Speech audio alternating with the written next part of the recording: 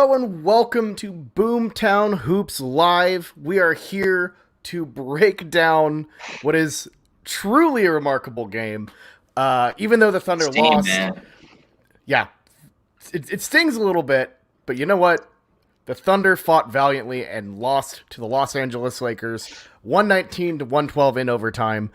Um, if you're either you've been watching this wild game with us or you're just waking up and confused at how this happened, we're here to break it down. I'm your host Bobby Howard. With me we got Josh.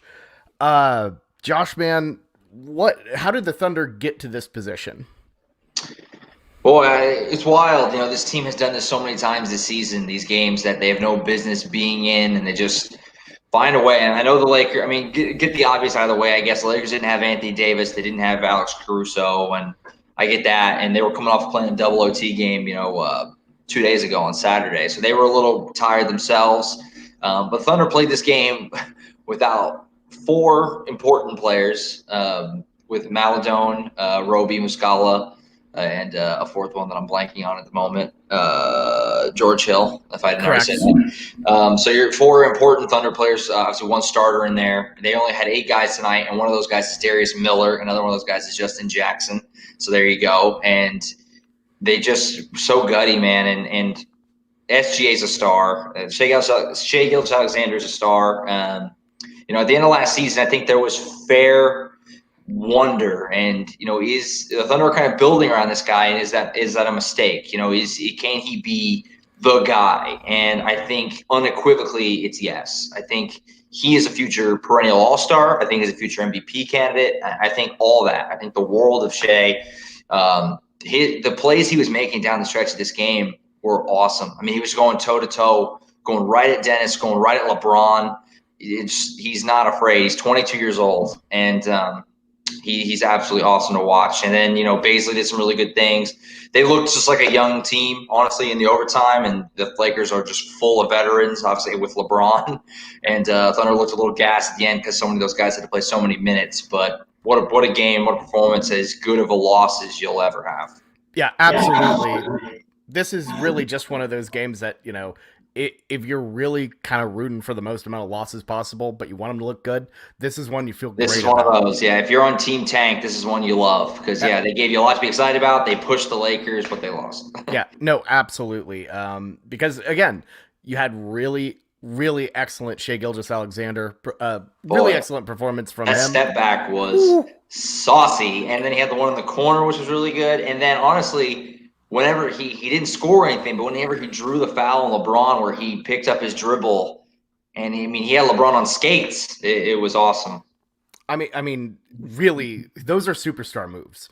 That fade in the corner, those are shots that, your random run-of-the-mill player just can't make. I just love, end of the game, final minutes, we're playing the Lakers and LeBron, and, it's just SGA is just, I'm going to go win us the game. I love that that's his mentality. I don't know if I thought – last year was so hard because you had Chris Paul and everything, but you didn't see that in him last year. You felt like he was going to be – does he have enough dog in him, enough, aggressiveness to be the go-to guy? And I feel like definitely yes. Yeah.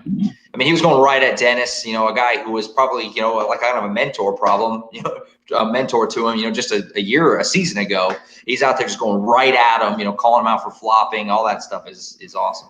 There were some really questionable calls towards the end.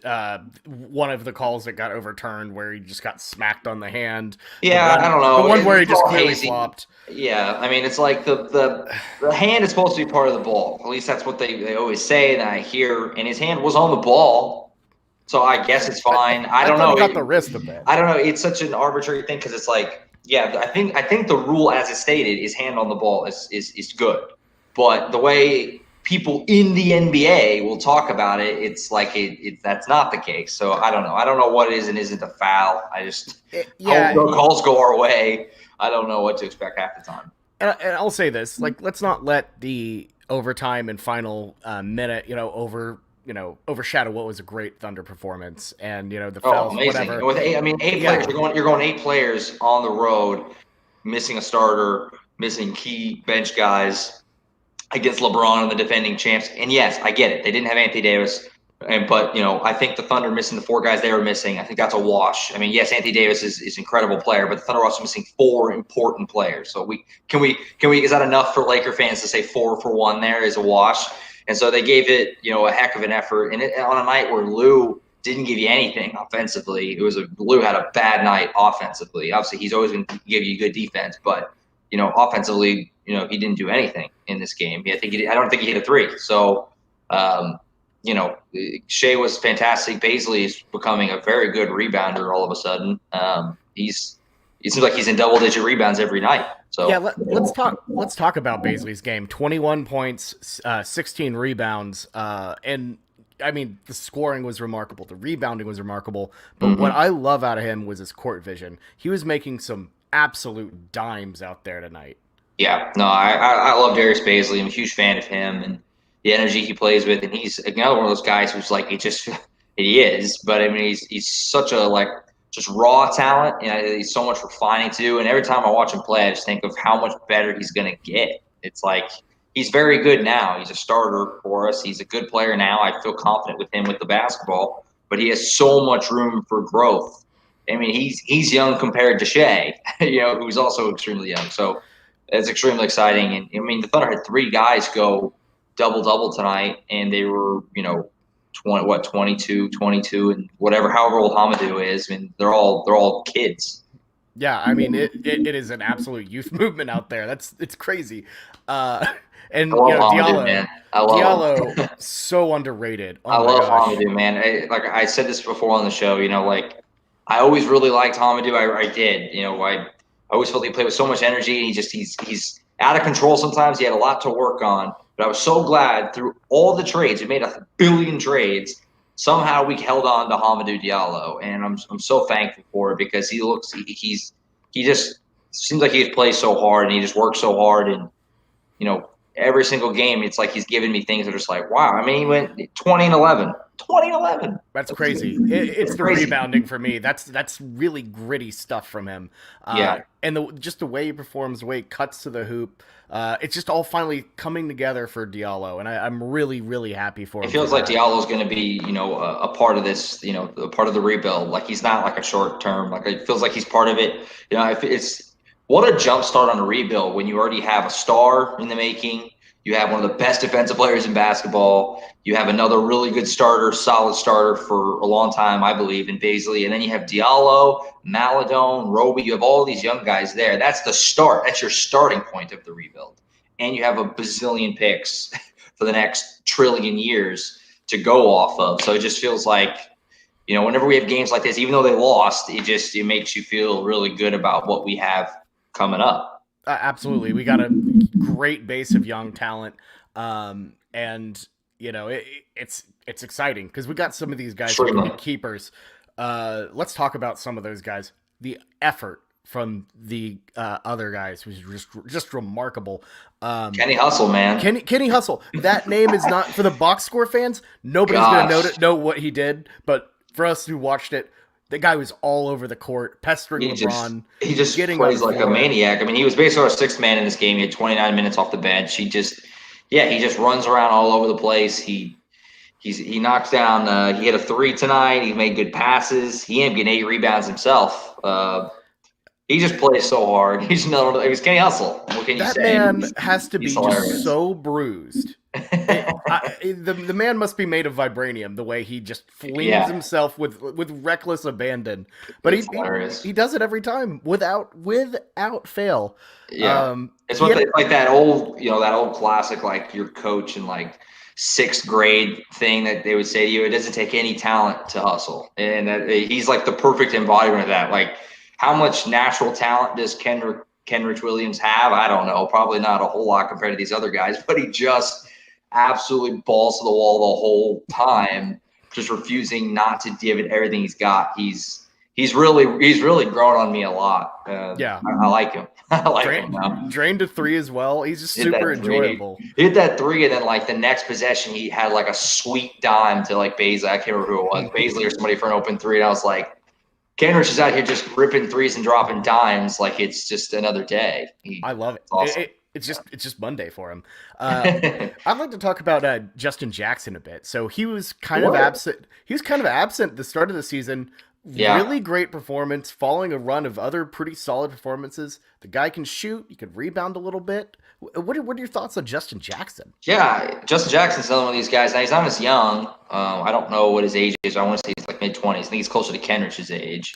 Um, but he's another one of these guys. It's just like I guess keep him around and see what he is because I mean, he's another one of these games. He goes 6 of 10 from the field tonight. 4 rebounds, a couple of assists, 14 points. I mean, he's just out there. He can shoot it a little bit. He's playing. He's moves around really well and he's another one of these guys that's just like he's getting minutes now and he's making the most of it. And kind of like Roby, kind of like Kenrich, it's just he's getting more playing time and he's earning more playing time. He's earning whenever Justin Jackson has been called upon, like tonight when we're missing guys, he makes the most of his time. And it makes you feel like whenever these guys come back, he should still get a chance to be in the rotation. And so watch out for Justin Jackson, I guess. I mean, it's like how many of these guys are going to play well enough to make me feel like they should get an extended chance? It's crazy. It is nuts. He's one of those guys who stayed all his years at North Carolina. He's 25, which 25, yeah. Makes me feel old if that's old-ish, but for Compared to NBA this standards. team, it is. Yeah. I mean, it's like how many guys on the Thunder would you say have had a bad season? Like nobody. I There's mean, not one Poku, guy. I guess, if you want to count him, just because. But he's like, I've said a million times, it's like you can't really even count him because he's just so young and everything else with him. But he's like the only player who hasn't done consistently good things. Everybody else gives you so much to be excited about almost every game. It's crazy. It's like we knew that was going to happen though with Poku. You can't really blame him for it. Oh, I love Poku. I'm giving I him the love him too. longest leash ever. Oh, yeah. But I'm just saying, like everybody else, you would say like they're having a good season. You can't really say Poku's had a good season, but everybody else. I mean, everybody else, I think has made the most of their time. There's nobody who I would say is like just really struggling, which is insane. But it's true. I mean, is there anybody? I got nobody there. I mean, when is the last time you've had a Thunder season where there's nobody on the roster who can just come in and you're like, oh gosh, really? The Thunder always had everybody. Even when they were good, they had those guys just like, why do we have to give him minutes? Nobody is like that right now. Whatever flies out there, even the tank lineup where it's all bench, which we couldn't even do that tonight because we didn't have guys. We had only had 8 guys. But whenever we go full tank lineup, full bench, even that's like Hamadou's been so good, and Kenrich or whoever else is out there they're doing stuff, they're making things happen. It's just Darius Miller's out here, just flexing. Darius Miller, man. Darius Miller. I don't know. He's kind of the next in line with like I don't know what to make of him. He played 12 minutes tonight and didn't shoot. One steal, one assist, minus 12. So not a great night for Darius Miller. Minus 12. So basically, he's the reason we lost. Oh yeah, clearly. But then again, Lou Dort and Al Horford both minus 13 in this matchup. Yeah, so. Lou did not have a good offensive night. Obviously, he's always going to give you the defense, but yeah, he didn't hit a 3, and he only had 3 boards, 7 points. Yeah, I mean, yeah, this was it wasn't a good night for Lou shooting it. It's going to happen. Just super weird game. Thunder until the fourth quarter and overtime led the Lakers in points in the paint. Only lost that battle by 4 after Montrezl Harrell and LeBron decided to stop throwing to. For the entire game was just really weird because they didn't take advantage of our weak middle. Thunder did good in the offensive glass in this game too. They kept chucking the ball up. It was just really weird. They played a lot of the guy from Iowa State, Talon Horton Tucker. THT. THT. I was watching the Lakers broadcast where they kept calling it every time, and it was annoying me. Not gonna lie, had that on as well. It was brutal. That was such a.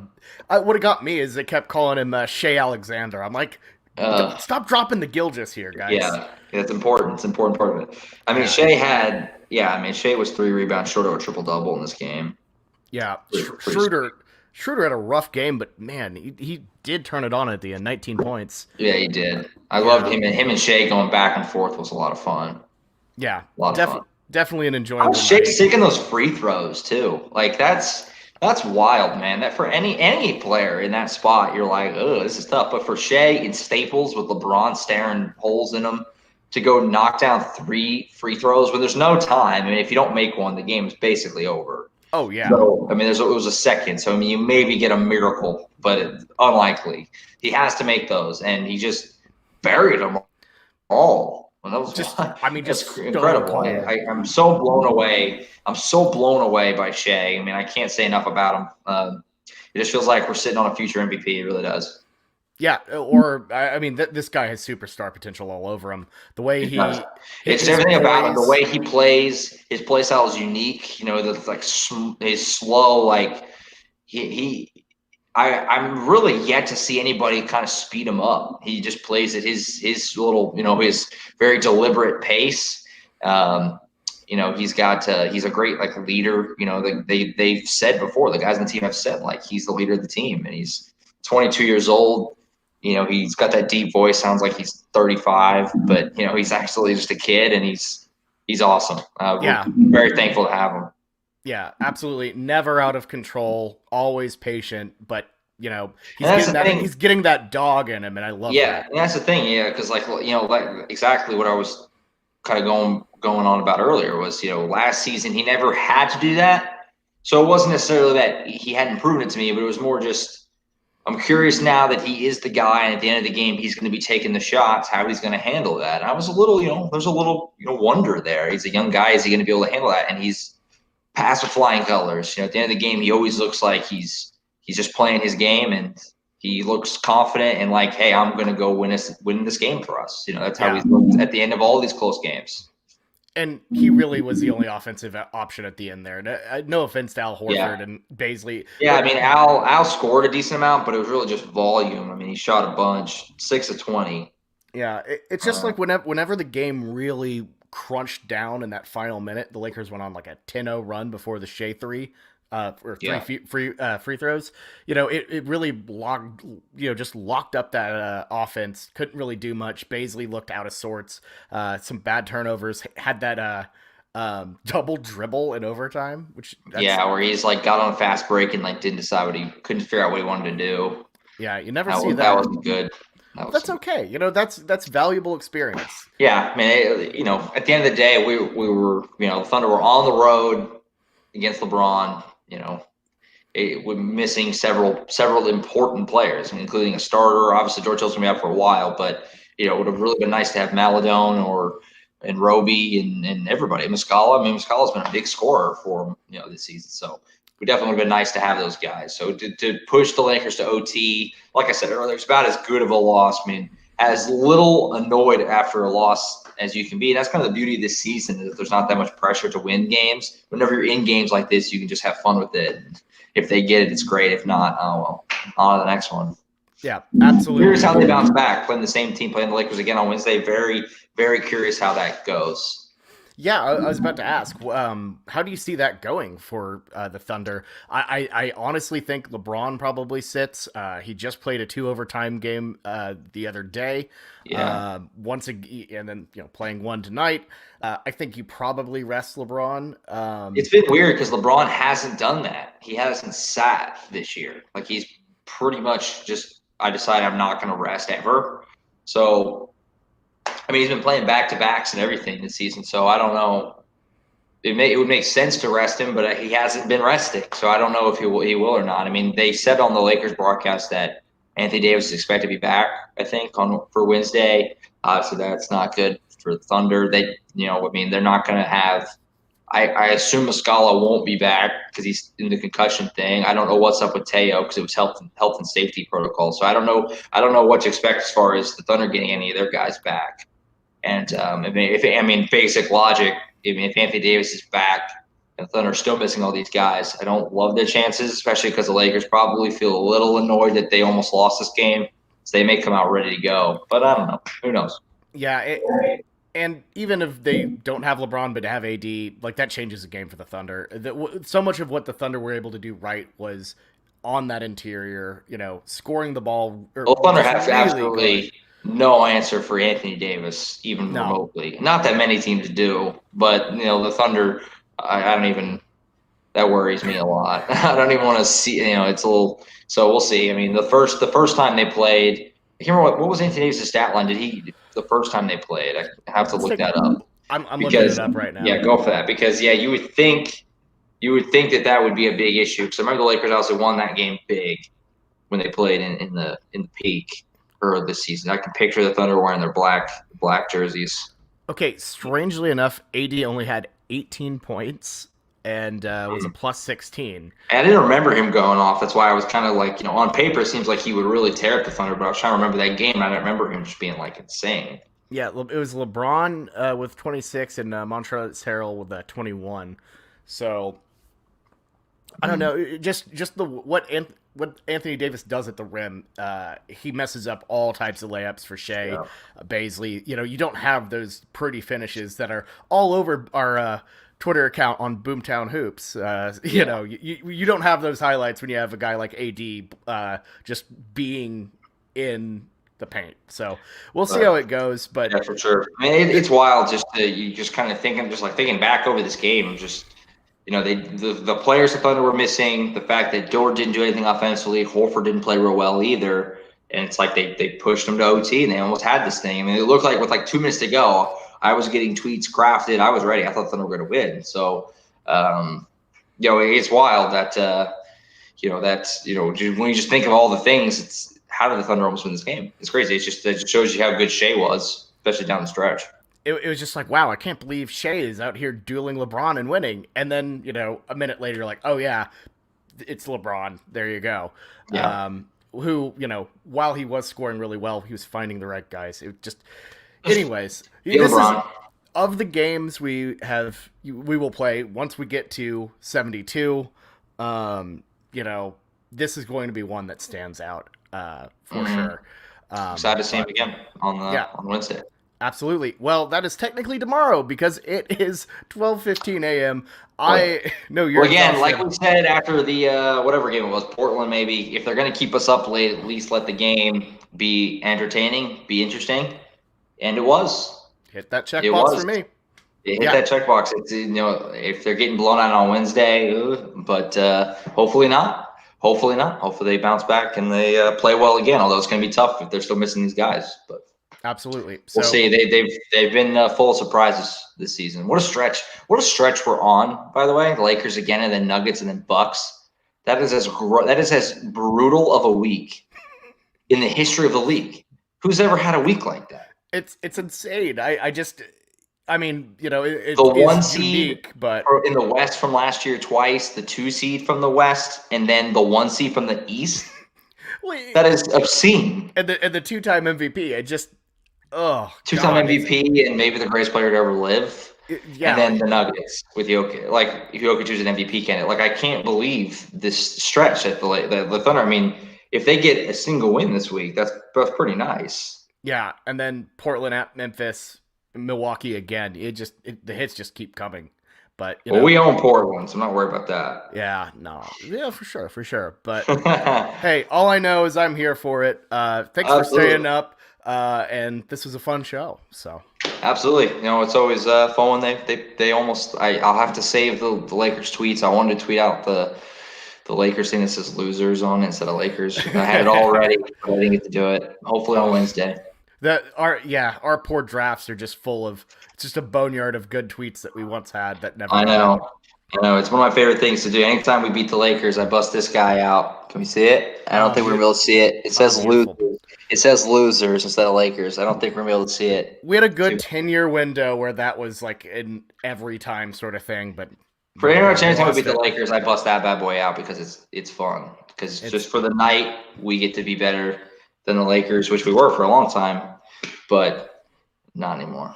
It's always a good time. But all right, thank y'all so much for staying up and listening to us recap this game. Or if you're waking up and understanding what happened, thanks for that too. For me and Josh, this has been the Boomtown Hoops postgame show, and we'll see you next time. Hopefully we get a win against the Lakers, but probably this is as good as we got. But anyways, we charge forward, Thunder up.